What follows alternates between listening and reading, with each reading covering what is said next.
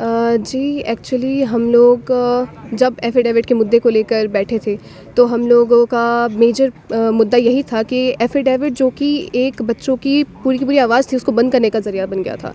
क्योंकि जिस तरह के उसमें क्लॉजेज़ दिए गए हैं, आप उसमें अगर इन्फॉर्मेशन की जगह आप इंटीमेशन भी कर दो तो भी उससे कोई फ़र्क नहीं पड़ेगा, because permission will be there.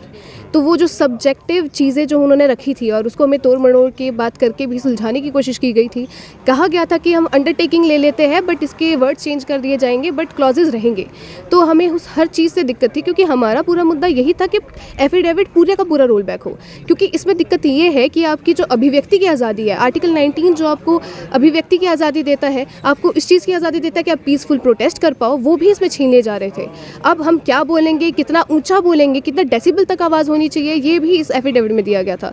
तो इतना अनकॉन्स्टिट्यूशनल और इतना ज़्यादा डिक्टेटर काइंड ऑफ एफिडेविट जो इंट्रोड्यूस किया गया था, उसके अगेंस्ट हमारी डिमांड थी। और पिछले ही कल इन लोगों ने सेनेट जो ना होने के कारण ये एफिडेविट लाए थे, जो तरीका भी हम लोग लीगैलिटी के ऊपर भी हमेशा बात किया करते थे कि इसका सेनेट के बिना आना ही सबसे बड़ा प्रॉब्लमेटिक चीज़ थी। सेनेट भी कल इन्होंने पूरी तरह से बंद कर दी गई है। अब हमारी डिमांड सेनेट और एफिडेविट दोनों को बहाल करने की है कि एफिडेविट वापस लिया जाए, एफिडेविट को वापस लिया जाए और सेनेट को बहाल किया जाए।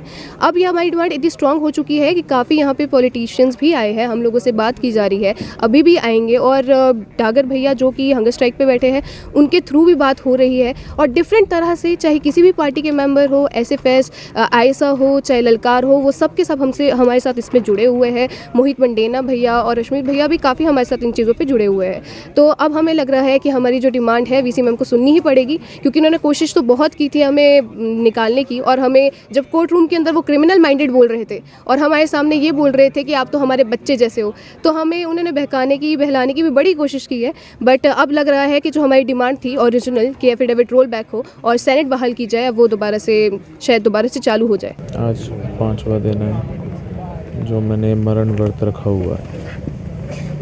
मैं वाइस चांसलर के ऑफिस के बाहर बैठा हूँ।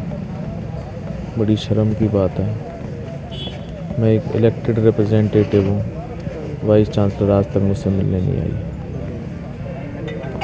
अगर एक इलेक्टेड रिप्रेजेंटेटिव के साथ ऐसा हाल है तो आम स्टूडेंट के साथ क्या हाल होता होगा, आप इससे नज़रिया लगाइए। कल जब मैं वाइस चांसलर से मिलने एलुमनाई मीट में पहुंचा तो वहाँ उन्होंने चंडीगढ़ पुलिस को आगे करके मेरे साथ बहुत बदसलूकी कराई और वो वहाँ से भाग गई।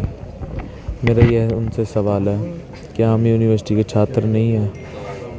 मैं पंजाब यूनिवर्सिटी के 16,000 बच्चों ने जिता के भेजा हूँ। मेरी आज जिम्मेदारी बनती है लड़ाई लड़ने की। मैं अपना ये मरण व्रत जब ही ख़त्म करूँगा जब पंजाब यूनिवर्सिटी इस एफिडेविट को वापस लेगी। तो मुद्दा सेनेट का भी चल रहा है। हाँ जी, उसके बारे में जब कल मुझे पता लगा, मुझे बहुत धक्का लगा जब सुबह एक नया तुगलकी फरमान आया कि हमारी यूनिवर्सिटी की सेनेट को भी ख़त्म कर दिया गया है। ये एक तानाशाही रवैया है, ये डिक्टेटरशिप का रास्ता है। अगर हमारी सेनेट होती तो ये एफिडेविट भी ना होता। ये इलेक्टेड लोगों की जगह अपने सिलेक्टेड लोग रखना चाहते हैं। आपको क्या लगता है कि ये क्यों नहीं इसको लागू करना चाहते सेनेट को भी पूरा होने दिया जा रहा है? क्योंकि फिर ये अपने गलत काम नहीं कर पाएंगे। अगर सेनेट होगी तो इन्हें इनके गलत कामों का कोई विरोध करने वाला होगा। अब जब इनके खुद के लोग होंगे तो अगर ये कुछ भी करना चाहें, बच्चों के साथ, उनके भविष्य के साथ कुछ भी खिलवाड़ करना चाहें, तो इन्हें कोई रोकने वाला नहीं होगा। इसलिए सेनेट को भंग करना चाहते हैं।